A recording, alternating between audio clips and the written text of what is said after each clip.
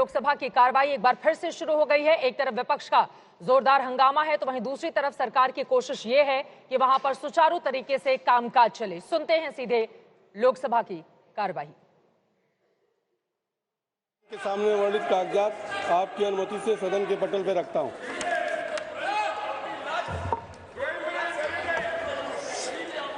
Item number 4, doctor Subhash सरकार जी, आपकी अनुमति से आज की कार्यसूची की क्रम संख्या 4 पर मेरे नाम के सामने उल्लिखित दस्तावेजों को मैं सभा पटल पर रखता हूं। नमस्कार। Item number 6, Shri Nishikant Dubey ji.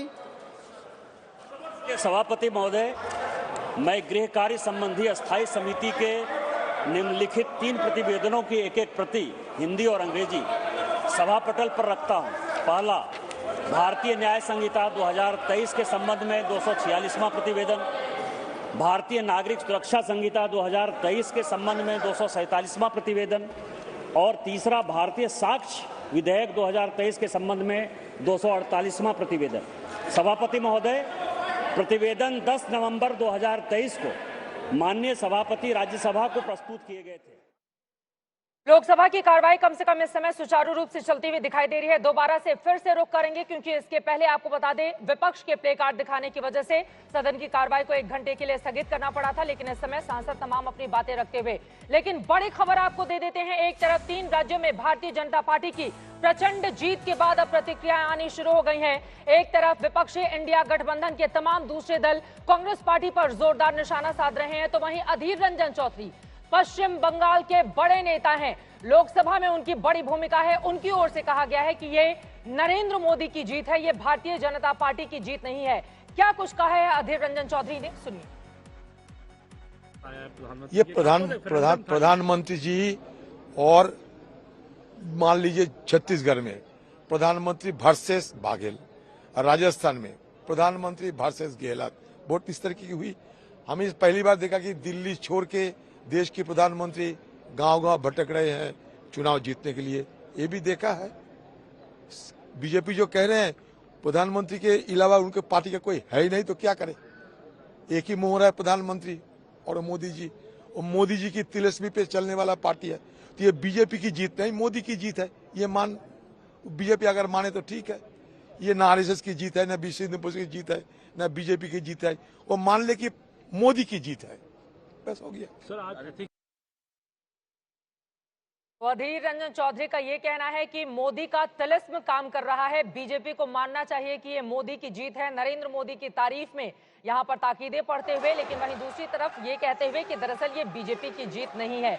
वहीं ये तस्वीरें आपको दिखा रहे हैं सदन के भीतर जब प्रधानमंत्री नरेंद्र मोदी पहुंचे शीतकालीन सत्र की शुरुआत में, तो जबरदस्त तरीके से कैसे सांसदों की ओर से उनका स्वागत किया गया।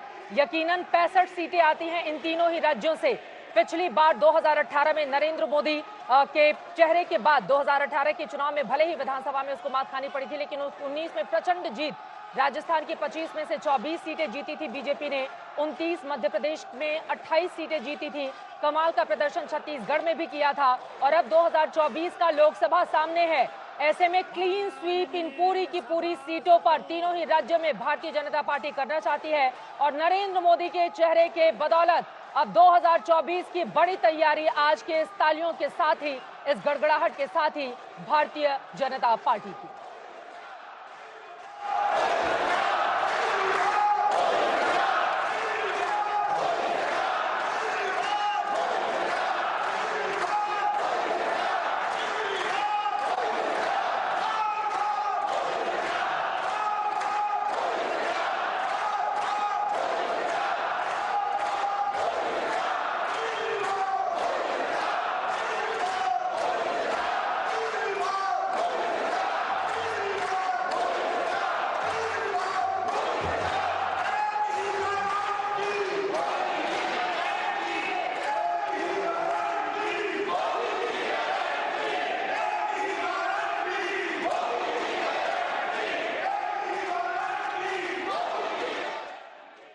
सपने नहीं हकीकत बुनते हैं, तभी तो लोग मोदी को चुनते हैं। प्रधानमंत्री नरेंद्र मोदी के लिए नारेबाजी सदन के भीतर होती हुई और वो शांति से बैठे हुए थे अपनी जगह पर। काफी देर तक यूं ही तालियां बजती रहीं उनके स्वागत में, उनके सम्मान में। और जिस तरह का प्रदर्शन बीजेपी ने नरेंद्र मोदी के चेहरे की बदौलत इन तीनों राज्यों में किया है, उस वजह से आप देख पा रहे हैं तस्वीरों में।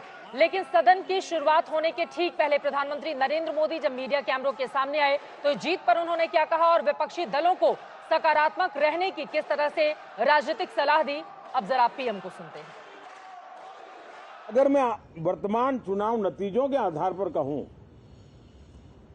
तो जो विपक्ष में बैठे हुए साथी हैं, ये उनके लिए गोल्डन अपॉर्चुनिटी है। इस सत्र में पराजय का गुस्सा निकालने की योजना बनाने के बजाय इस पराजय में से सीख करके पिछले 9 साल से चलाई गई नकारात्मकता की प्रवृत्ति को छोड़ करके इस सत्र में अगर सकारात्मकता के साथ आगे बढ़ेंगे तो देश उनके तरफ देखने का दृष्टिकोण बदलेगा। वो विपक्ष में है तो भी उनको एक अच्छी एडवाइस दे रहा हूं कि आइए सकारात्मक विचार लेकर के आइए। अगर हम 10 कदम चलते तो आप 12 कदम करके फैसला लेकर के आइए। हर किसी का भविष्य उज्जवल है, निराश होने की जरूरत नहीं है, लेकिन कृपा करके बाहर के पराजय का गुस्सा सदन में मत उतारना।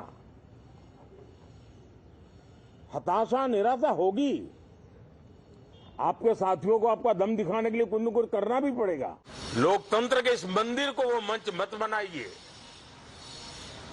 और अभी भी मैं कहता हूं, मैं मेरे लंबे अनुभव के आधार पर कहता हूं कि थोड़ा सा अपना रुख बदलिए, विरोध के लिए विरोध का तरीका छोड़िए, देश हित में सकारात्मक चीजों का साथ दीजिए, अच्छी उसमें जो कमियां हो उसकी डिबेट कीजिए।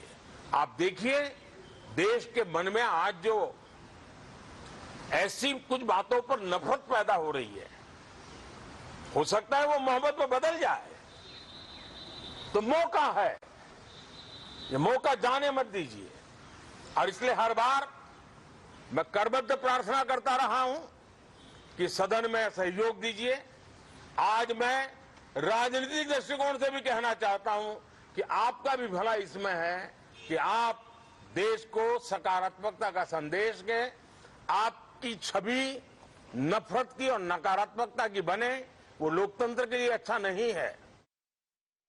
तो प्रधानमंत्री ने विपक्ष को नसीहत दी है कि आप अपनी पराजय का गुस्सा सदन के भीतर मत उतारिए, नकारात्मकता को छोड़िए, सकारात्मक बनिए। आगे आने वाले वक्त में जनता आपको मौका जरूर देगी। इस तरह से प्रधानमंत्री ने अपनी बातें कही हैं। लेकिन